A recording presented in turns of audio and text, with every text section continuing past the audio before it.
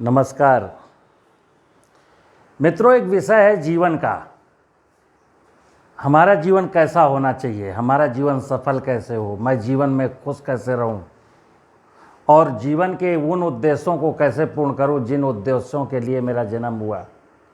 एक सफल जीवन, एक आनंद का जीवन।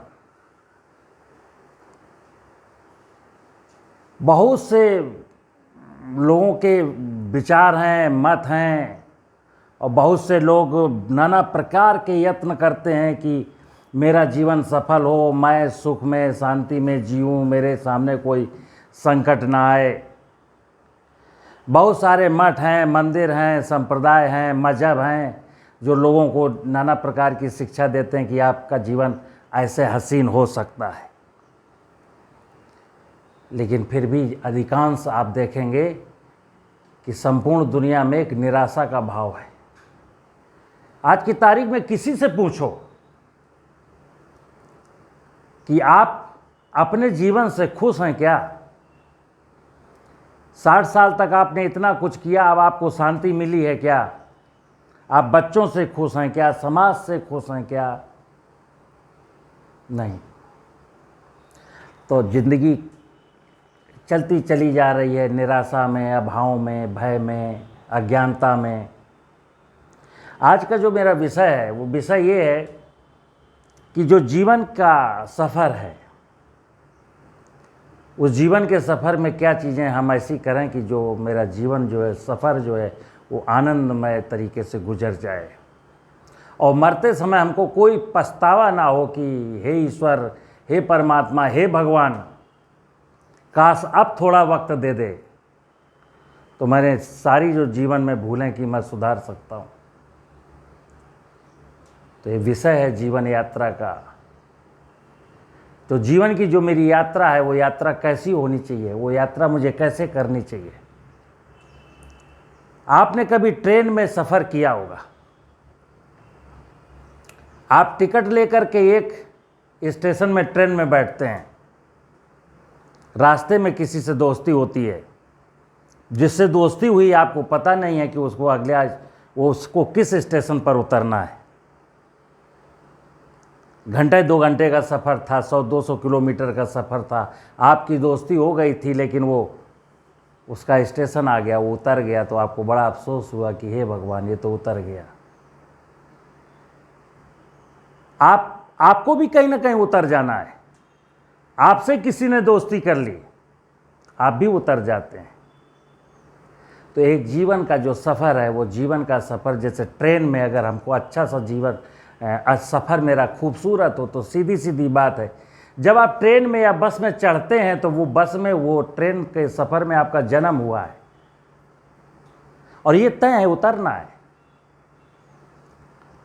लेकिन बीच का जो सफ़र है 200 किलोमीटर का, उस सफ़र में आपके साथ जो लोग हैं, उनके साथ आप कितना खूबसूरत व्यवहार करते हैं, बस वही आपका आनंद है। अगर आप सफ़र में लड़ते रहते हैं, तो चढ़े थे और लड़ाई शुरू कर दिया था और उतर गए लड़ते लड़ते, तो सफ़र जो है आपका आनंदमय नहीं कटा। इसी प्रकार मित्र, ये जो जीवन की यात्रा है, इसको मैं थोड़ा सा बताने का कोशिश करूँगा। बहुत सारे लोग जाने कितने गुरु बना रखे हैं, जाने कितना क्या क्या नहीं करते हैं, लेकिन उनका जीवन का जो सफ़र है ना, वो ठीक नहीं है। हमारे शास्त्रों में बहुत सारी चीज़ें बताई गई हैं, लेकिन मैं उनको इधर से सुन के इधर से निकाल देता हूँ। बस यही दिक्कत है। जब कोई बात अच्छी हमको मिल जाए तो उसको जीवन में धारण कर लेना, उसको अपना लेना, तब तो उस बात का कोई वजन है, अन्यथा वो बात बेवजन की थी। तो आइए चलते देखते हैं कि जो जीवन है, जीवन यात्रा क्या है। आपने एक चीज़ सुनी है कि हमें जन्म और मृत्यु पर मेरा कोई राइट नहीं है। मतलब ना मैं अपनी मर्जी से जन्म ले सकता हूँ, ना मैं अपनी मर्जी से मर सकता हूँ। मतलब जन्म पर और मृत्यु पर मेरा अधिकार नहीं है, ये परमात्मा के हाथ में है। लेकिन हमारे जो हाथ में है वो है जन्म के बाद और मरने तक के बीच का जो सफ़र है, वो कैसे तय करें।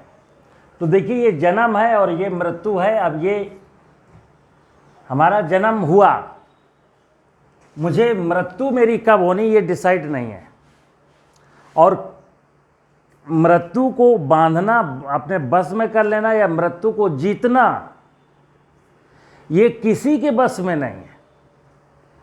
वो तो जिस दिन आनी है उस दिन आएगी।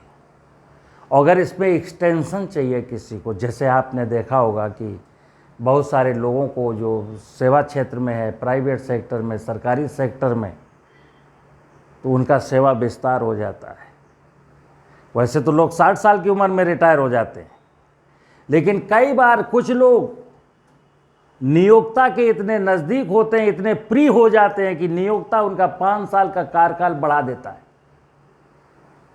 तो हमारा नियोक्ता कौन है? हमको जन्म देने वाला कौन है? हमको जन्म देने वाला मेरा परम पिता परमात्मा है। अगर हमको जीवन में एक्सटेंशन भी चाहिए, मुझको चाहिए कि मैं चाहता हूं कि मेरी उम्र लंबी हो, तो परमात्मा यदा कदा किसी को यह अधिकार देता है, और उसी को देता है जो उसके काम करता है, जो उसका प्रिय होता है। अभी तो बहुत सारे लोग इस धरती पे, बहुत सारे लोग ये सिखाते हैं आपको कि अगर आप ऐसा करेंगे तो आपकी उम्र लंबी होगी। मतलब उम्र लंबी करने के फार्मूले लोग बताते हैं लोगों को, जबकि मैं बता दूं कि उम्र को लंबा करना आपके बस में है ही नहीं, लेकिन फिर भी दुकानें चल रही हैं। मैं उस पर नहीं जाता हूं, मैं तो केवल इतनी सी बात कहता हूं कि मेरा जन्म हुआ है तो मुझे मरना है, और जन्म क्यों हुआ है ये जानते हैं क्या? जन्म तो ले लिया, बचपन बीत गया, ये बचपन बीत गया। बचपन जैसे ही बीतने को होता है, जवानी एक पीरियड होता है कि जवानी शुरू हो जाती है, यानी वो 18-20 साल की उम्र होती है। तो बचपन खेलने का, कूदने का और ज्ञान अर्जित करने का एक पीरियड है बचपन। यहाँ पर मुझे ज्ञानी बनना है, खेलना भी है, पढ़ना भी है, खाना भी है और ज्ञान अर्जित करना है। ज्ञान अर्जित करने के बाद जवानी शुरू हो जाती है। तो जन्म क्यों हुआ है? हमारा जन्म हुआ क्यों है? बचपन बीतते ही मुझे पता हो जाना चाहिए कि मेरा जन्म हुआ क्यों है, क्योंकि अगर ये पता नहीं चला तो जवानी में जो कर्म करेंगे, ये जो जवानी में जितना भी पीरियड आपको दिया होगा परमात्मा ने, 20 साल का, 30 साल का, जवानी का, जब तक आपके हाथ पांव चलते हैं उसी को जवानी कहते हैं। तो जवानी में आपको क्या करना है आपको पता है क्या? तो बचपन में ज्ञान, जवानी में कर्म और बुढ़ापे में भक्ति, ये 3 स्टेज है हमारी जिंदगी की। जन्म मेरे बस में नहीं है, बचपन का जो समय है जिसमें मुझे शिक्षा लेनी है, मुझे अध्ययन करना है, वो मेरे बस में है। मुझे सीख जाना है कि मुझे क्या एजुकेशन लेना है, और बचपन जैसे ही ख़त्म होता है और मैं जवानी में प्रवेश करता हूं तो मुझे पता होना चाहिए मुझे कर्म क्या करने हैं। क्योंकि अगर आपने बचपन को मिस कर दिया तो आपको ज्ञान नहीं होगा, फिर आप जवानी में कर्म क्या करेंगे, कर्म आप जानेंगे ही नहीं। इसलिए ये पीरियड बहुत इंपॉर्टेंट है। जब आपने जवानी में अच्छे काम किए तो फिर बुढ़ापा आपका आनंद से कटेगा, जिसमें कहा जाता है कि अब तो आप राम भजन की वेला आ गई है। अभी तो कई बार 16 साल की उम्र के बच्चों को इस समाज में बहुत सारे दुकानदारों ने कहा भक्ति में चले जाओ। मतलब बचपन में ही भक्ति मार्ग पकड़ा दिया गया। बचपन तो ज्ञान मार्ग का विषय है। इस पीरियड में मुझे ज्ञान अर्जित करना है,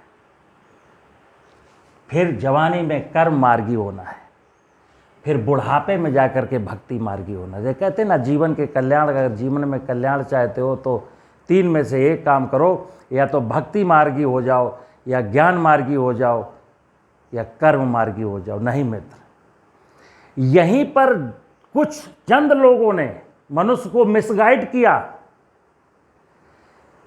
कि सफल जीवन के 3 मार्ग हैं, भक्ति, ज्ञान और कर्म।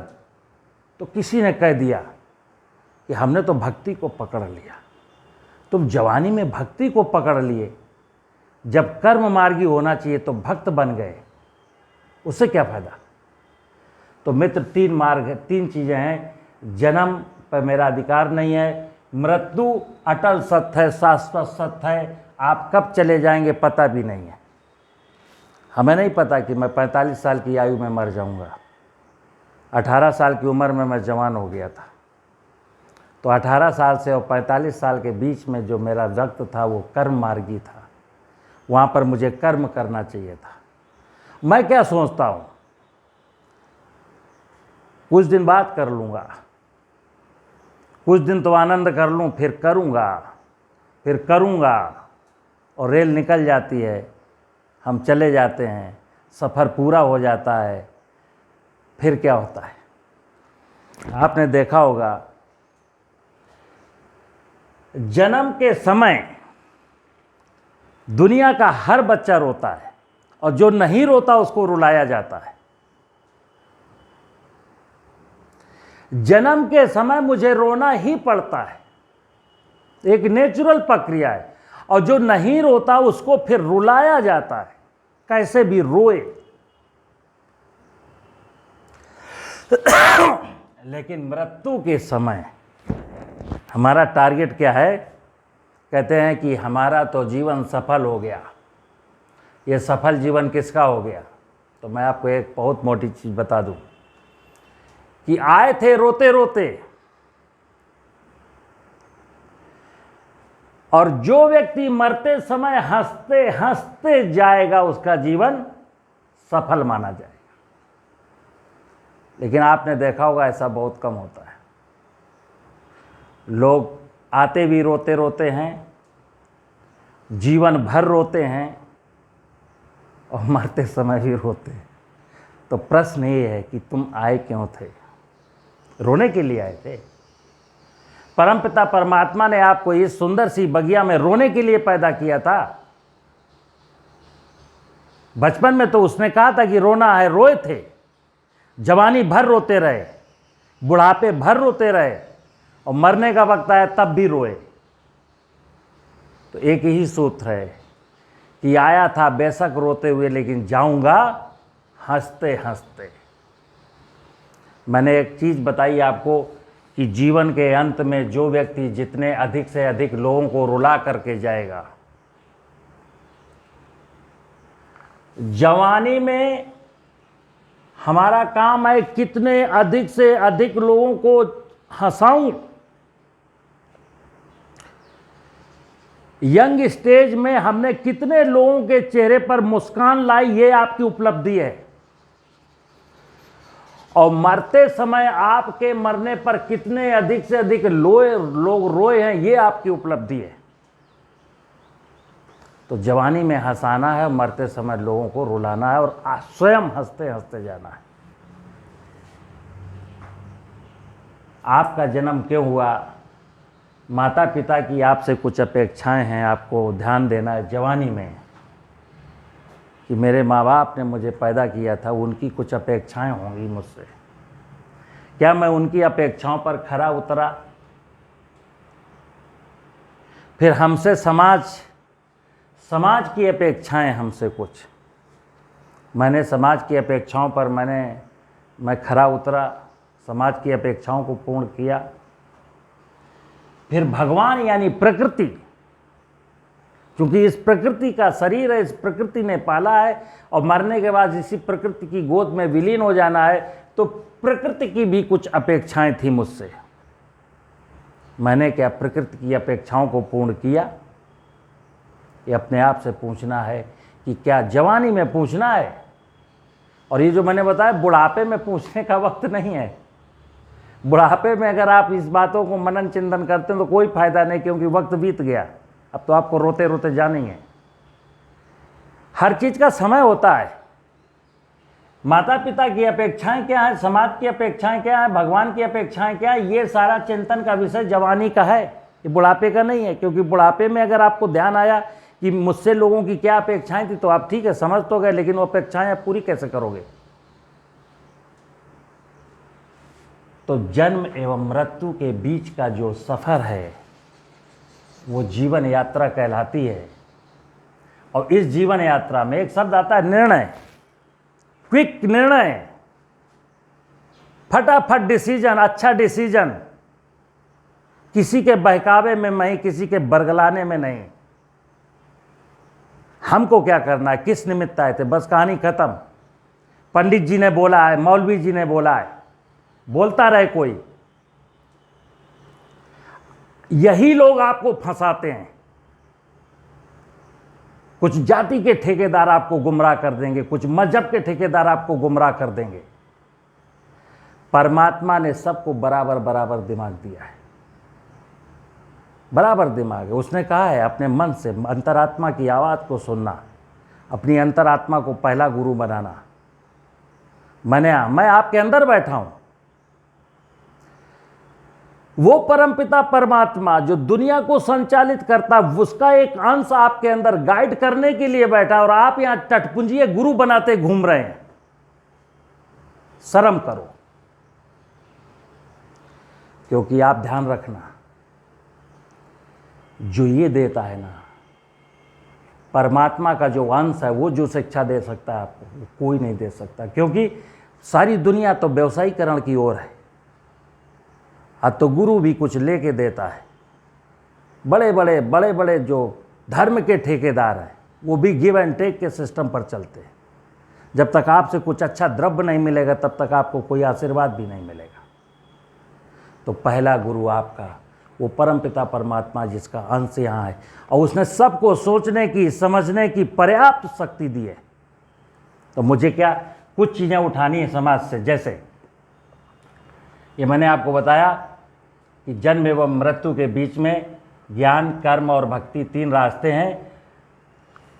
और लोगों ने कहा है मनुष्य का एक पुरुषार्थ है, मनुष्य को अपने जीवन में 4 पुरुषार्थ पूर्ण करने होते हैं। पहला धर्म का, अर्थ का, काम का और मोक्ष का। पहला धर्म का है। धर्म मैंने बताया जन्म हुआ क्यों है, यही धर्म है। अगर ये जान गया कि जन्म हुआ क्यों है, तो आप धार्मिक हो सकते हो। लेकिन लोगों को नहीं पता होता कि मेरा जन्म हुआ क्यों है, तो धर्म का हिस्सा उनसे छूट जाता है। मृत्यु अटल सत्य है, इसको भी स्वीकार नहीं करते लोग, तो मोक्ष का भी छूट जाता है। तो आदमी केवल किस में आता है? जीवन में एक भक्ति सरल लगती है, कुछ करना ना पड़े। ओम नमो शिवाय, ओम नमो शिवाय, ओम नमो शिवाय। कुछ नहीं करना पड़ता ना, चारपाई में बैठ के ओम नमो शिवाय। ध्यान रखना क्या कर रहे हो। बचपन में ज्ञान नहीं लिया, जवानी में काम नहीं किया, केवल तखत पर बैठ कर के ओम नमो शिवाय। तो हमें जब यहाँ ज्ञान, कर्म, भक्ति का रास्ता था, तो केवल भक्ति पकड़ लिए, ओम नमो शिवाय। और नमो शिवाय को भी जानते नहीं है, ओम नमो शिवाय। और जब ये 4 पुरुषार्थ हैं, धर्म, अर्थ, काम, मोक्ष, तो धर्म को पूरा छोड़ दिया, मोक्ष को पूरा छोड़ दिया, अर्थ और काम को पकड़ा। तो अभी भी अर्थ माने धन अर्जन, काम माने इंद्रिय सुख। किसी से पूछो काम की डिफिनीशन क्या है, तो बस वासना। तो इस शरीर में वासना है, और इस शरीर में एक धन अर्जन है। हमारा जीवन सोचो, जन्म क्यों हुआ था? तो क्या इसलिए हुआ था कि धन अर्जन करेंगे और वासना के शिकार हो जाएंगे? नहीं। तो 3 चीज़ें याद रखिए, ज्ञान, कर्म, भक्ति। बचपन में ज्ञान, जवानी में कर्म, बुढ़ापे में भक्ति। और संपूर्ण जीवन का देखोगे तो धर्म, अर्थ, काम, मोक्ष। अब अर्थ और काम कोई बुरी चीज़ नहीं है, लेकिन इसकी लिमिटेशन है ना, इसकी सीमाएं तय है ना, इसके भी आदर्श है ना। तो उस नियम कानून के मुताबिक ये जीवन यात्रा कहलाती है। जो इस जीवन यात्रा को समझ गया वो सारे झंझटों से मुक्त हो गया। और इतनी बात अगर किसी को समझ में आ गई, अब रामायण पढ़ने के बाद समझ में आ जाए, गीता पढ़ने के बाद समझ में आ जाए, मेरी बात सुनने के बाद समझ में आ जाए, या ये बातें आपका अंतर मन, अंतर आत्मा ये बात आपको कई बार बता चुकी है, तो उससे सीख लो। उससे भी नहीं सीखेंगे, हमसे भी नहीं सीखेंगे, गीता पढ़ेंगे, रामायण पढ़ेंगे, सीखेंगे उससे भी नहीं, फिर क्या मतलब हुआ? तो जीवन में जो दिक्कतें हैं, जो जीवन की यात्रा जो सुखमय नहीं गुजरती है, उसका कारण यही है कि यात्रा मुझे करनी कैसे है। यात्रा के नियम कानून कायदे नहीं पता है हमको, इसलिए मेरी पूरी की पूरी यात्रा बेकार हो जाती है। नमस्कार।